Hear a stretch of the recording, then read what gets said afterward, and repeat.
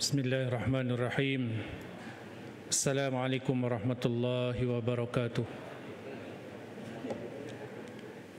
Ila hudatin Nabi Mustafa Muhammadin sallallahu alaihi wasallam wa ala alihi wa ashabil kiram wa ila kafatil anbiya'i wal mursalin wal awliya wal syuhada wal ulama wal salihin.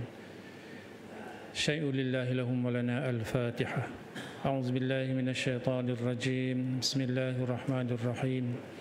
Alhamdulillahi rabbil alamin arrahmanir rahim maliki yaumiddin iyyaka na'budu wa iyyaka nasta'in ihdinas siratal mustaqim siratal ladzina an'amta 'alaihim ghairil maghdubi 'alaihim waladdallin amin.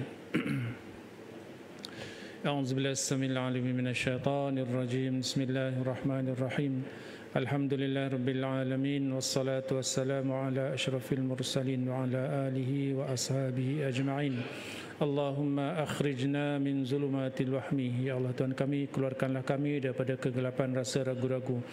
Wa akrimna birunil fahmi, muliakanlah kami dengan cahaya kefahaman. Waftah lana abwabal ilmi, dan bukakanlah bagi kami pintu-pintu ilmu-Mu. Wa zayyina bil akhlaqil hasanati wal hilm, dan hiasilah diri kami dengan akhlak yang mulia dan sopan. Wa sallallahu ala sayyidina Muhammad wa ala alihi wasallam walhamdulillahi. Summa amma ba'd.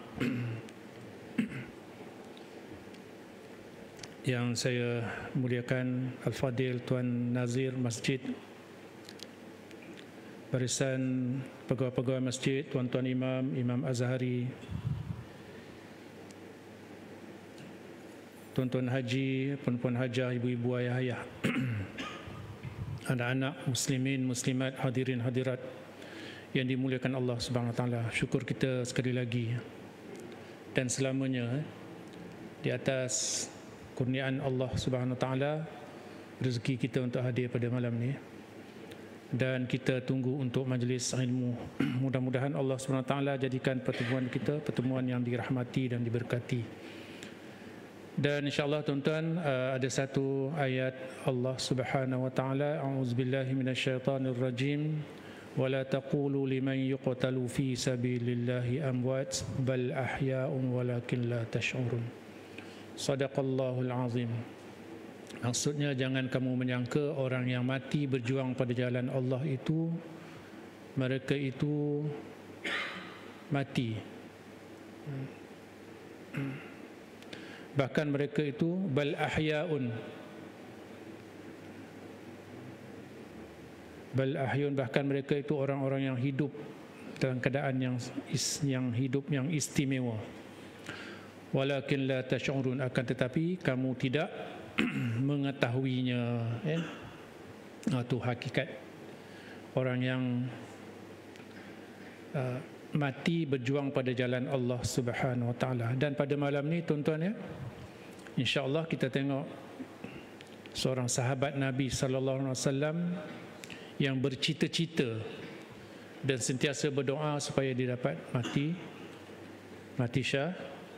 syahid. Akhirnya Allah Subhanahu wa taala makbulkan doa dia.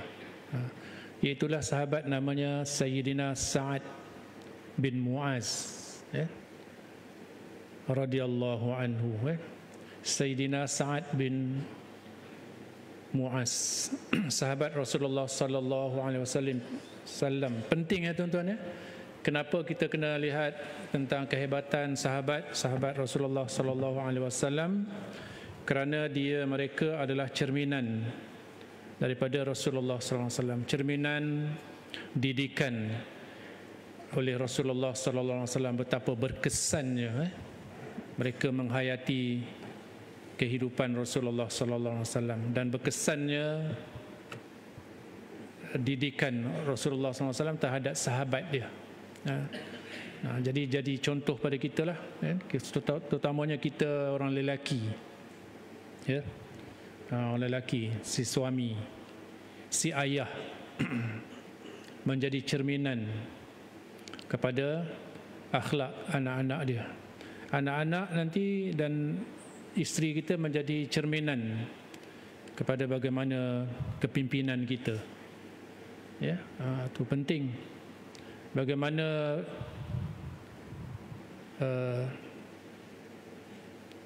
bayang itu, bayang sebatang kayu itu boleh lurus, kan? Jika kayu tersebut bengkok. Itu perumpamaan dia lah, ya.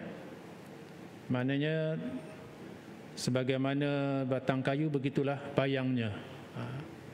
Sebagaimana akhlak suami, begitulah akan diwarisi kepada anak dan isteri dia. Itu penting, tuan-tuan, ya. Di sini banyak pengajaran yang dapat kita ambil. Baik, tuan-tuan yang dimuliakan Allah, insya-Allah pada malam ni kita dapat habiskanlah, insya-Allah, kitab jilid 2 ni. Dan insya-Allah dipanjangkan umur kita, sihat tubuh badan, kita masuk pada jilid yang ketiga. Bismillahirrahmanirrahim. Kelebihan-kelebihan Sa'ad bin Mu'az. Muka surat 485. Maaf, tak bagi tahu muka surat tadi. Iaitu yang keenam, kelebihan-kelebihan Sayyidina Sa'ad bin Mu'az. Saudara akan melihat, ini kata-kata pengarang kitab ini, sepanjang pembacaan saudara terhadap peperangan ini adalah daripada kelebihan-kelebihan agung Sayyidina Sa'ad bin Mu'az radhiyallahu anhu.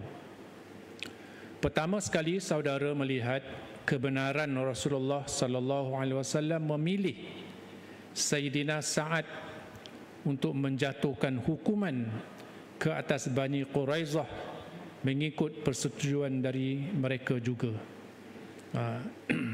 Maknanya Bani Quraizah tu, ingat lagi, ya, iaitu satu daripada keturunan Yahudi yang mengkhianati perjanjian sewaktu peperangan Khandaq, perang Ahzab.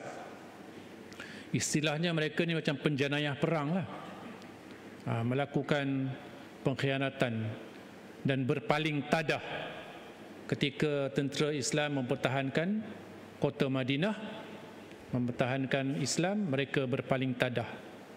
Jadi dilantiklah Sayyidina Sa'ad bin Mu'az ini. Itu kehebatan. Maksudnya Sa'ad bin Mu'az ni hebatlah di kalangan kaum dia. Di kalangan kaum dia.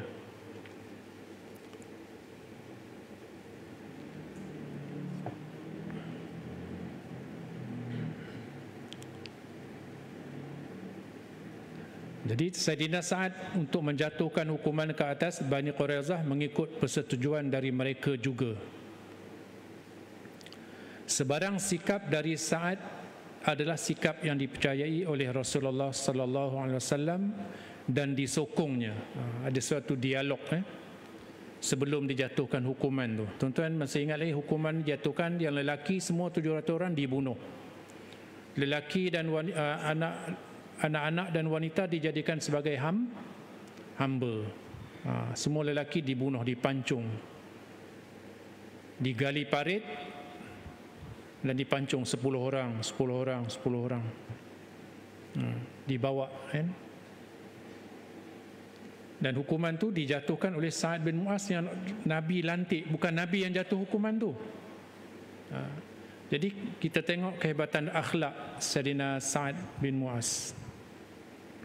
Satu ketika bila dilantik oleh Rasulullah SAW untuk menjatuhkan hukuman, bentuk hukuman, bukan daripada Rasulullah, Sa'ad sendiri. Sa'ad sebelum dijatuhkan hukuman, dia memandang kepada pemimpin Aus, kabilah Aus, dan berkata, apakah hukuman aku akan diterima oleh Aus, oleh golongan Aus? Lalu kumpulan Aus pun berkata bahawa kami menerimanya, wahai Sa'ad. Kemudian dia beralih kepada kabilah Khazraj, satu kabilah yang besar juga di Madinah. Adakah kabilah Khazraj akan menerima hukuman menerima bentuk hukuman yang akan aku jatuhkan? Kata kabilah Khazraj, kami menerima, wahai Sa'ad. Kemudian dia memandang kepada kaum Muhajirin, iaitu orang-orang Mekah yang berhijrah ke Madinah. Dia bertanya, adakah pemimpin-pemimpin Islam ni akan menerima apa saja bentuk hukuman yang aku akan jatuhkan kepada orang-orang Yahudi yang khianat ini? Lalu orang-orang Muhajirin berkata, kami menerima, wahai Sa'ad. Kemudian tuan-tuan ya, kemudian Sayyidina Sa'ad menulis kepada Nabi Muhammad sallallahu alaihi wasallam dan berkata, apakah hukuman aku akan dipersetujui oleh orang yang berada di sini? Dan dia tak kata apakah hukuman yang akan aku berikan ni akan dipersetujui oleh kamu wahai Muhammad. Dan tapi dia kata orang yang berada di sini. Mana menunjukkan mulianya kemuliaan akhlak yang ditunjukkan oleh Sayyidina Muaz, iaitu dalam menyantuni Rasulullah SAW dia tak sebut nama. Dia diistilahkan orang yang berada di sini. Jadi Sayyidina Muaz pun akhirnya menjatuhkan hukuman, itu dihukum bunuh semua lelaki dewasa, anak-anak dan perempuan dijadikan hamba. Akhirnya yang tu ada yang selamatlah, dijadikan hamba tu akhirnya masuk Islam dan sebagainya, dan meresap masuk ke dalam budaya orang Arab, maka jadilah Arab. Jadi Yahudi dia dah hilang kan, dia berasimilasi kan, masuk ke dalam kabilah Arab akhirnya.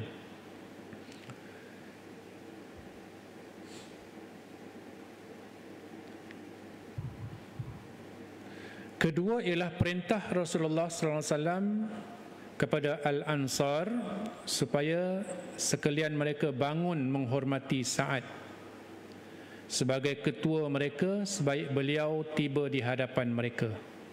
Nabi perintahkan bila Sa'ad sampai itu, Nabi suruh orang-orang Ansar dibangun menghormati. Qumu li sayyidikum, bangunlah kamu untuk menghormati ketua kamu. Jadi haruslah kita bangun kan. Bila ketua dalam majlis, ketua masuk, kita bangun sebagai tanda hormat. Dia duduk, kita pun duduk. Yang tak bolehnya dia duduk, kita kena berdiri, itu tak boleh, dilarang. Seperti seolah-olah mengagung-agungkan pula, sampai tak boleh duduk kan. Inilah kelebihan agung Sa'ad, kerana perintah bangun ini dari Rasulullah sallallahu alaihi wasallam sendiri. Ni dalam pelajaran, dalam peristiwa ni pelajaran pada kita tuan-tuan, Nabi sallallahu alaihi wasallam mengajar kita menghormati pemimpin, menghormati orang yang dimuliakan, orang-orang alim, orang-orang yang wara', orang-orang yang soleh kan, disuruh kita hormat. Bahkan dalam adat budaya kita pun kita mencium tangan kan, mencium tangan, bukan saja dengan ibu dan ayah kita kan. Anak-anak kita cium tangan kita sebagai tanda memuliakan, kerana tangan inilah yang membesarkan, yang mendidik mereka kan, yang mencari rezeki kan. Tu. Jadi kita ambil pelajaran tuan-tuan ya, supaya kita belajar menghormati orang lain dan belajar menghormati dan menyayangi, bahkan kepada anak-anak kita sekalipun.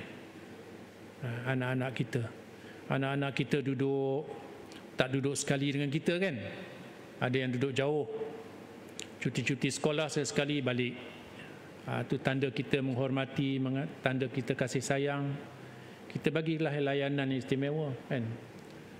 Mungkin rumahnya dikemaskan sikit kan, biliknya dikemaskan, sebagai memuliakan anak, memuliakan menantu, contohlah kan. Jadi si anak tu akan rasa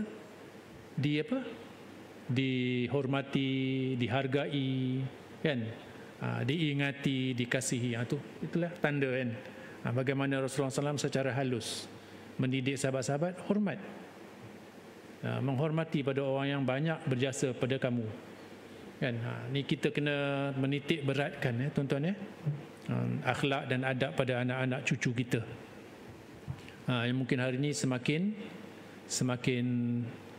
ditinggalkan kan, semakin larut, semakin cair adab sopan tu kan.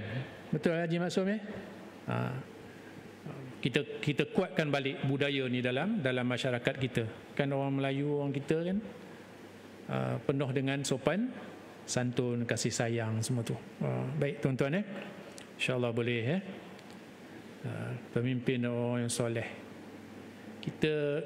Kita bagi contoh pada kuliah yang lalu bagaimana satu ketika Siti Fatimah binti Rasulullah SAW masuk pergi ke rumah Rasulullah SAW menjadi tetamu. Rasulullah tengok Fatimah datang, dia bangun, pergi menyambut anak dia tu, dapat pegang tangan dan bawa masuk dalam rumah.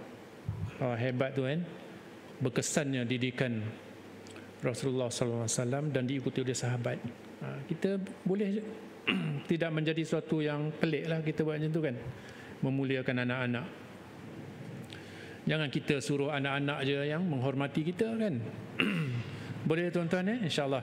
Kemudian saudara mendapati di dalam cerita luka yang terkena pada leher Sa'ad dalam perang Badar tu tuan-tuan, perang Ahzab, perang Khandaq itu, luka di leher Sayyidina Sa'ad bin Mu'az dalam peperangan tu. Mungkin kena tusukan tombak ataupun libasan pedang ataupun panah kan, anak panah, mungkin tak disebutkan di sini. Tetapi luka tu yang boleh luka membawa maut di leher kan, di urat sini ataupun di sini kan. Bagaimana saat telah dikabulkan doanya sehingga darah yang mengalir itu berhenti di mana saat telah berdoa dengan katanya.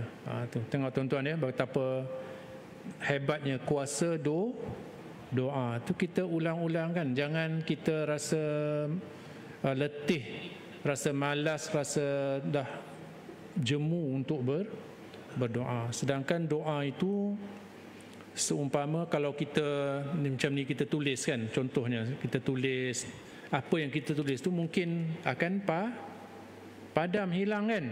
Tapi doa yang kita ucapkan tu dia akan kekal sehingga kiamat tuan-tuan. Jangan kita sangka kita dah berdoa dulu 20-30 tahun dulu dia hilang kan, dia akan hilang. Tak, nota yang kita tulis ni mungkin hilang kan, kita pun tak tahu, pindah sana sini hilang. Tapi doa tu tetap melekat dalam buku catatan kita. Kan, ad-du'a mukhul ibadah wa idza sa'alaka ibadi anni fa inni qarib ujibu da'watad da'i idza da'an. Aku akan mustajabkan doa tu. Kita tengok contoh sebagaimana sabarnya Sayyidina Sa'ad bin Mu'az berdoa. Contoh doa ini teks doa dicatatkan dalam riwayat doanya, di mana Sa'ad telah berdoa dengan katanya, Allahumma innaka ta'lam, ya Allah ya Tuhanku, sesungguhnya engkau mengetahui, innaka ta'lam annahu laisa ahadun ahabba ilayya, bahawa aku tidak lebih mencintai an ujahidahum fika min qaumin, daripada melawan satu kaum kerana Allah. Maknanya semangat, kekuatan yang dia sangat-sangat bersemangat untuk menentang kaum kafir. Ini doa dia, munajatkan kepada Allah. Ya Allah, engkau tahu bahawa aku ni sangat mencintai untuk berperang dengan orang-orang kafir. Kadzabu rasulik sallallahu alaihi wasallam, yang telah mendustakan rasul engkau. Kadzab, mereka telah mendustakan rasul kamu, iaitu Nabi sallallahu alaihi wasallam. Wa akhraju, dan menghalau rasul engkau ya Allah. Halau daripada mana tuan-tuan? Daripada kampung halaman Nabi, iaitu Makkah.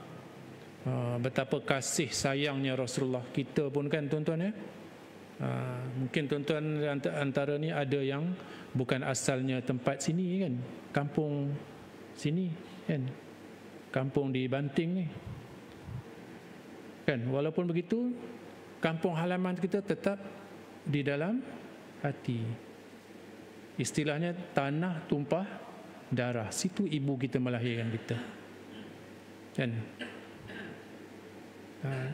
Nabi dihalau daripada kampung halaman dia sendiri. Jadi saat ni berdoa dengan penuh semangat, penuh rasa cinta pada Rasulullah, nak bela Nabi SAW. Mereka menghalau Rasulmu.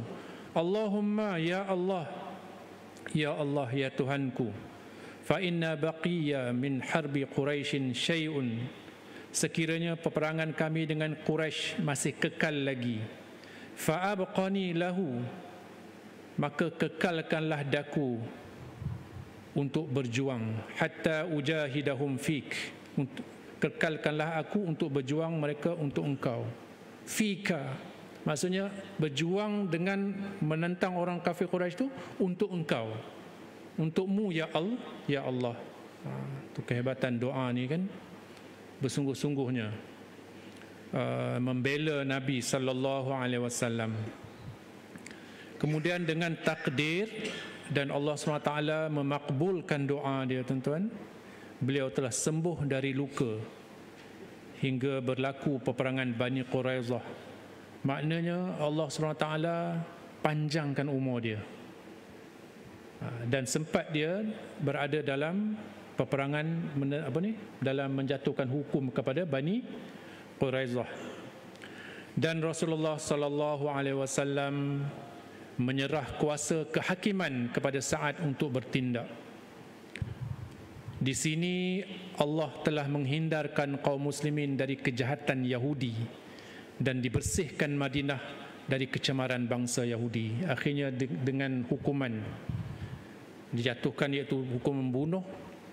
Bila Rasulullah SAW dengar je Sa'ad bin Mu'az menjatuhkan hukuman bunuh aja, ya, Nabi takbir, Allahu Akbar, Allahu Akbar, Allahu Akbar, sesungguhnya engkau telah berhukum dengan hukum Tuhan dari langit. Maksudnya Sayyidina Sa'ad bin Mu'az itu serasi atau sejajar, sama dengan apa yang Rasulullah SAW hendakkan. Mana jiwa itu sama kan? Sebagaimana Rasulullah nak supaya dihukum bunuh, dan Allah pun suruh hukum bunuh, Sa'ad menjatuhkan hukuman yang bertepatan dengan apa yang diinginkan oleh agama, oleh Allah Subhanahu Wa Taala terhadap musuh yang mengkhianati ini. Itu kehebatan, tuan-tuan, ya. Hari ini kita panggil apa namanya? Ada satu ilmu, ilmu yang boleh menghubungkan. Adalah, saya tak ingat apa nama dia. Ada gelombang dia, kan? Maksudnya naluri. Naluri. Mungkin ada persamaan naluri keinginan, mungkin naluri si ibu dengan anak. Dia ada satu perasaan, kan? Satu perasaan si ibu, dan dia tak boleh ditafsirkan macam mana, tapi ada, kan? Ada.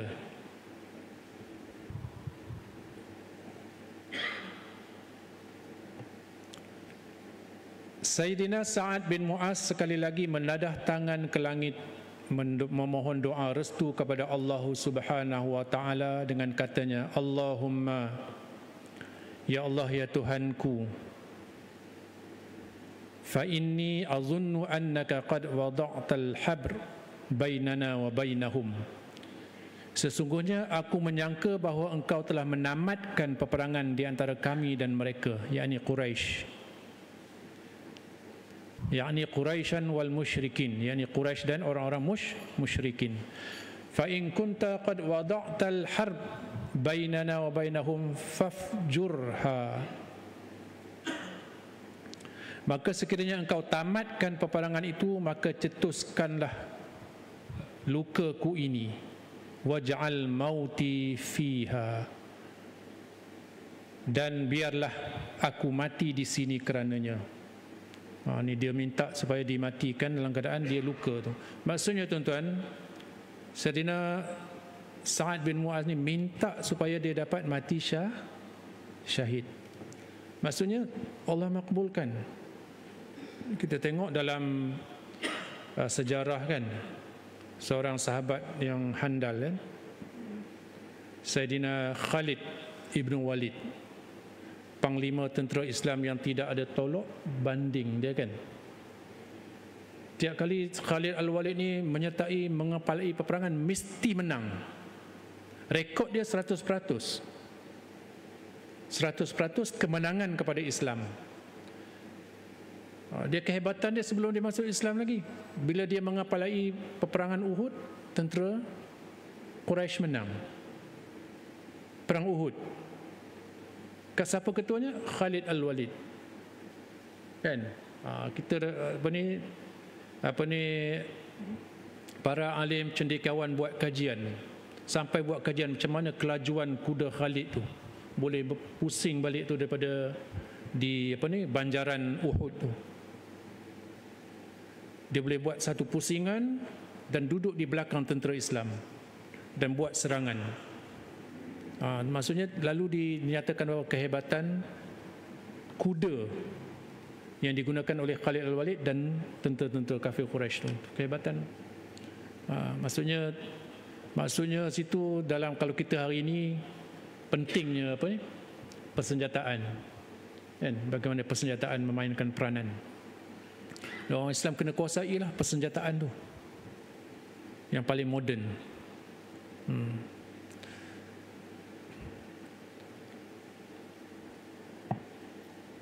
Khalid Al-Walid, tuan-tuan, cerita dia, akhirnya Khalid Al-Walid bimbang. Saidina Umar bimbang, dikatakan bahawa Khalid Al-Walid ni ada karamah dan sebagainya sampai orang puja dia. Akhirnya Saidina Umar ambil jawatan tu, maksudnya gugurkan jawatan sebagai ketua panglima perang dan melantik Abu Ubaidah Al-Jarrah. Dan akhirnya Khalid Al-Walid meninggal dunia bukan di medan peperangan, tuan-tuan. Dia tidak meninggal dunia di medan peperangan, tapi Allah SWT bagi dia pahala syahid. Saidina Sa'ad bin Mu'az ni juga kan, walaupun peperangan Khandaq dah lepas kan, perang Ahzab dah lepas, perang Bani Quraizah dah lepas, tapi dia mati kerana luka pada peperangan Khandaq. Akhirnya dia dapat syahid dan dia mohon, dia minta pada Allah dan Allah makbulkan doa tu. Tuan-tuan nak minta macam tu ke? Minta boleh dapat mati syahid, dapat perang. Haji Fauzi boleh? Semangat tu luar biasa. Terus masuk syurga tu. Jangan main-main don't play. Kehebatan orang yang mati syahid, Allah muliakan mereka. Di sini Allah telah mengkabulkan doanya itu, di mana lukanya itu pecah semula di malam itu. Dah habis selesai dia tugas dia jatuhkan hukuman tu, habis selesai semua, dia minta doa supaya Allah matikan dia. Maksudnya tugas dia dah selesai. Dan makbul doa dia, Allah pecahkan balik. Bayangkan tuan-tuan, dah luka dah elok cantum kan, tiba-tiba pecah balik. Maksudnya menyembur lah darah kan. Di sini kan urat pembuluh darah kan.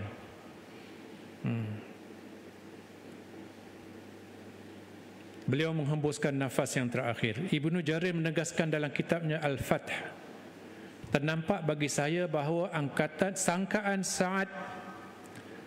sangkaan Saidina Sa'ad bin Mu'az adalah benar dan tepat. Demikian juga doanya adalah terkabul. Tepat macam mana, tuan-tuan? Tegasnya, selepas peperangan Khandaq ini tidak berlaku lagi peperangan di antara kaum muslimin dan kafir Quraisy yang dimulakan oleh kaum musyrikin. Sebelum ni dapat ancaman je kan, ancaman nak serang. Tapi selepas perang Ahzab, benarnya sangkaan ataupun telahan Saidina Sa'ad bin Mu'az ni, tidak ada lagi serangan daripada orang-orang kafir Quraisy.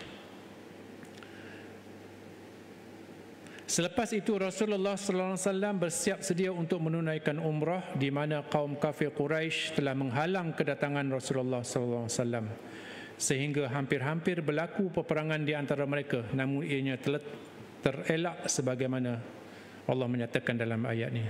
Maksudnya selepas daripada peristiwa perang Khandaq ini, tuan-tuan, Rasulullah SAW pada tahun ke-6 Hijrah, Rasulullah bermimpi, Rasulullah menunaikan bertawaf di Kaabah.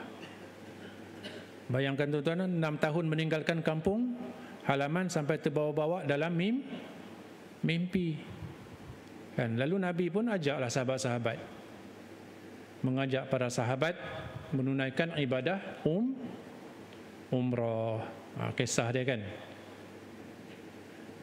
nak menunaikan ibadah umrah sampai di Hudaibiyah ditahan. Ditahan kan, tak boleh masuk kota Mekah. Lalu dihantarlah wakil utusan Sayyidina Osman masuk ke Mekah seorang, berunding supaya dapat orang-orang Islam ni dapat masuk kan. Akhirnya tersebar berita Osman dibunuh oleh orang kafir Quraisy, menyebabkan orang-orang Islam di Hudaibiyah ni nak menuntut bela dan nak serang Mekah. Akhirnya orang-orang Quraisy ketakutan dan minta perjanjian. Tu kisah dia adalah nanti tuan-tuan insya-Allah kita tengok ya. Jadi kita tengok ayat dalam suratul Fath ini ya.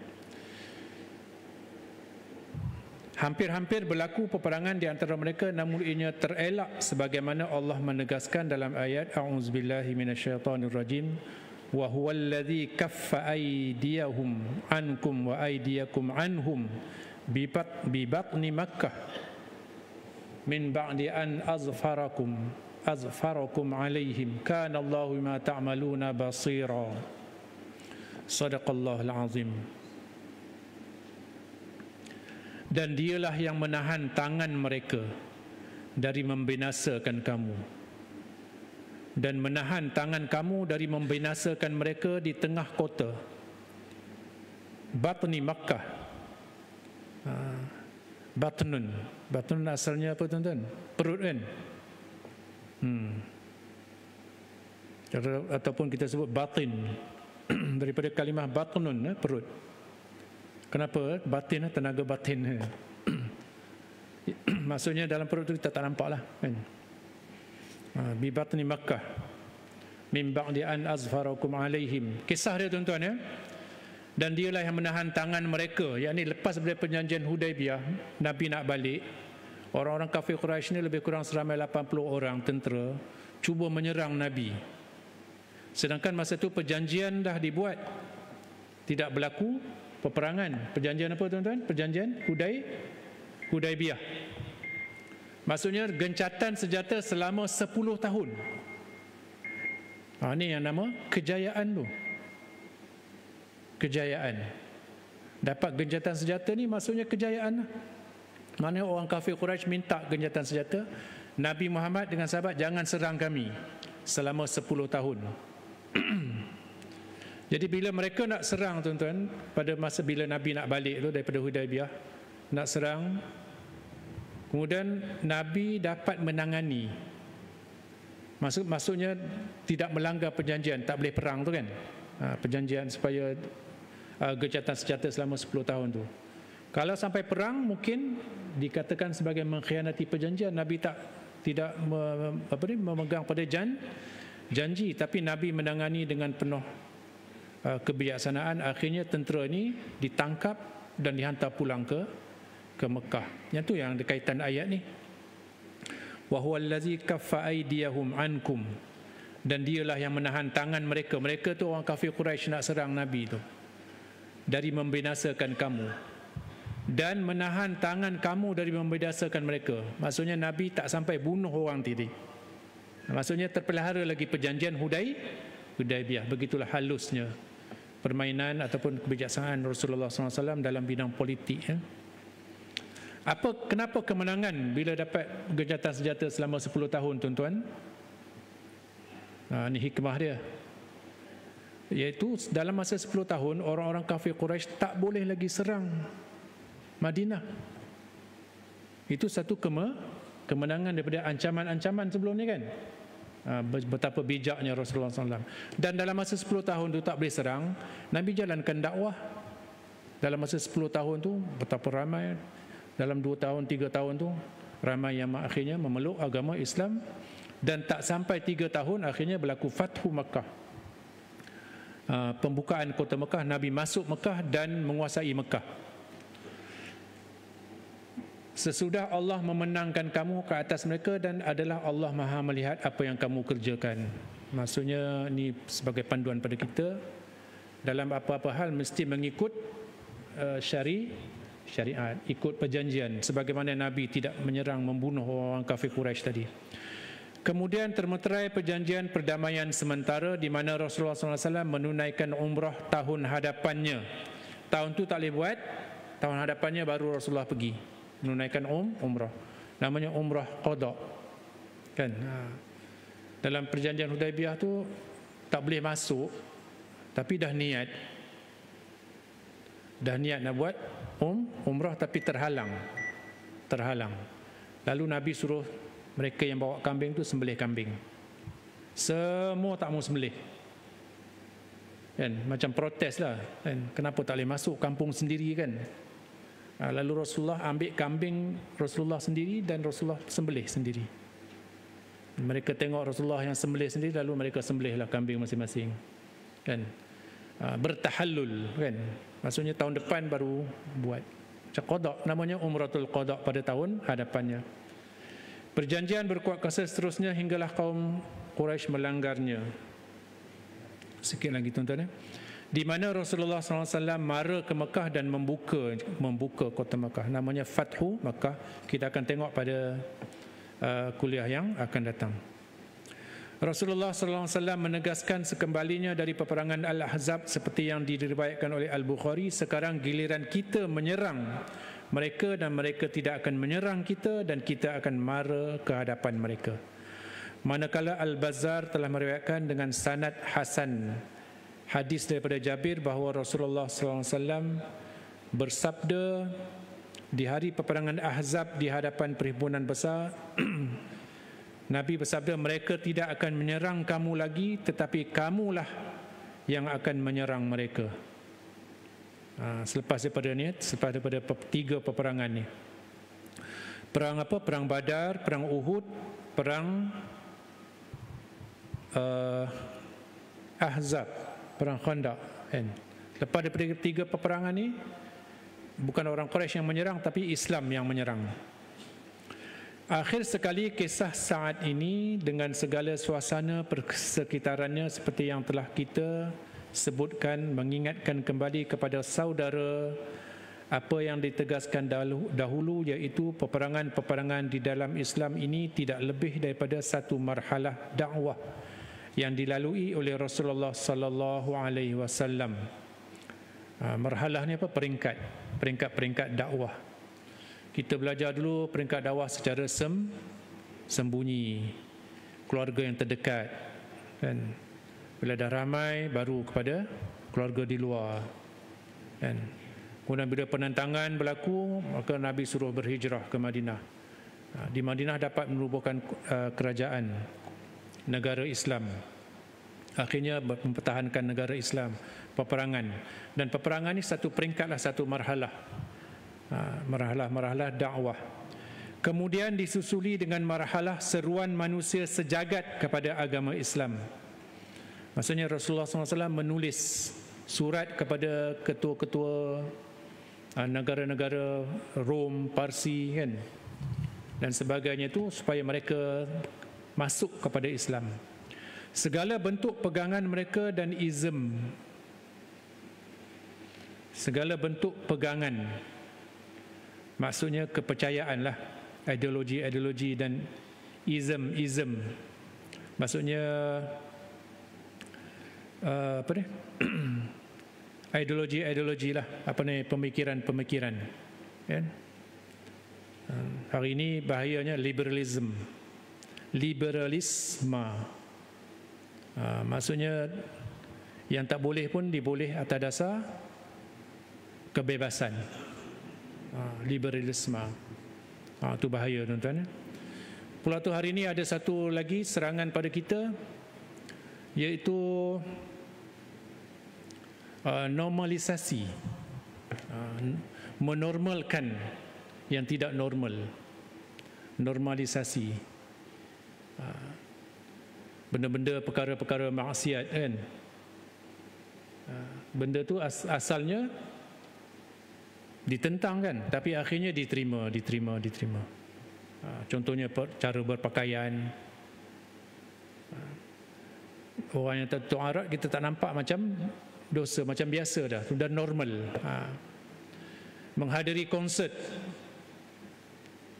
pergi mana-mana konsert, hiburan dan sebagainya dah jadi normal dah. Kan? Itu normalisasi sangat bahaya tuan-tuan ya.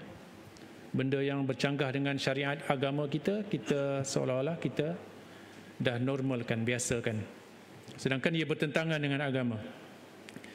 Itu juga serangan kan daripada musuh-musuh Islam, musuh-musuh agama kita. Dia tak suruh kita masuk Islam, masuk agama mereka tuan-tuan kan. Dia suruh kita jauhkan. Maksudnya suruh agama kita tu terima amalan agama mereka. Ini bahaya dan mesti ditentang. Itu tanggungjawab kita tuan-tuan ya. Tanggungjawab kita mempertahankan agama kita.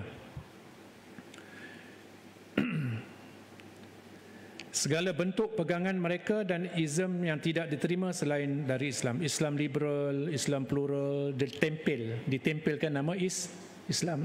Sebenarnya tak ada ya. Islam tu Islam. Inna dina indallahil Islam.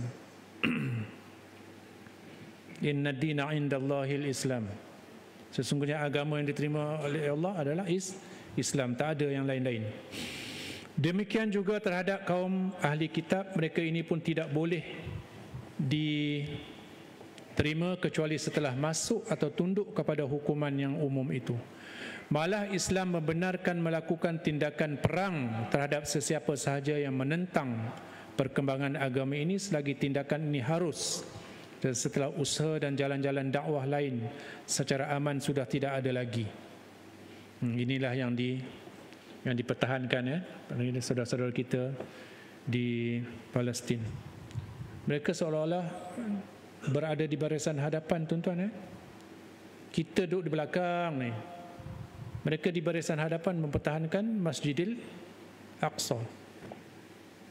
Masjidil Aqsa tu masjid kita tu. Masjid para anbiya pernah berada di situ tu. Dan mereka mengorbankan diri mereka mempertahankan. Kita kena support kan dengan doanya imam ya. Buat qunut nazilah. Kan ada arahan dalam dalam khutbah baru ni, mula dia suruh waktu maghrib dan isyak aja kan. Ada surat berkeliling tu. Tapi dalam khutbah yang 2 minggu lepas ke, dia dah bagi supaya dibuat pada setiap waktu. Qunut nazilah tu pada rakaat terakhir pada setiap solat. Jadi kita sebagai sokongan kita lah, kita nak bantu yang lain tak boleh. Kemudian bagi infak tu baik untuk kita, baik untuk mereka. Baik untuk kita apa? Boleh membersihkan dosa dan membebaskan diri pada sifat kedekut bakhil, dan membentuk sikap penyayang, berkasih sayang dan apa ni cakna lah ya, berasa cakna. Baik.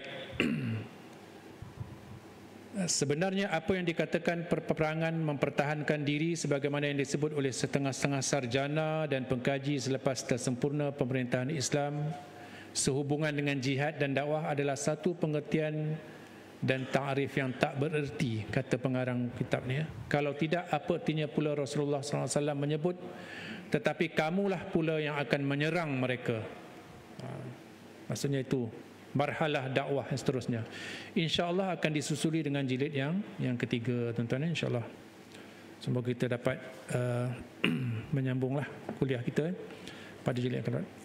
Khatam, alhamdulillah. Berapa lama ni kitab ni? Setahun ni, insyaAllah. Mudah-mudahan. Wassallallahu ala sayyidina Muhammad wa ala alihi wasallam walhamdulillahi rabbil alamin. A'udzubillahi samil alim minasyaitonir rajim. Bismillahirrahmanirrahim. Alhamdulillahi rabbil alamin wassalatu wassalamu ala asyrafil mursalin wa ala alihi wa ashabihi ajma'in. Allahumma rzuqna ilman nafi'ah. Ya Allah Tuhan kami, kurniakanlah kami ilmu yang bermanfaat, wa rizqan halalan tayyiban mubarakan, rezeki yang halal, yang baik dan yang berkah, wa amalan salihan mutaqabbala, dan amalan kebaikan yang engkau terima. Rabbana atina fid dunya hasanah وفي الآخرة حسنة وقنا عذاب النار وصلى الله على سيدنا محمد وعلى آله وصحبه وسلم والحمد لله رب العالمين. السلام عليكم ورحمة الله وبركاته. سبحانك اللهم وبحمدك أشهد أن لا إله إلا أنت أستغفرك. بسم الله الرحمن الرحيم.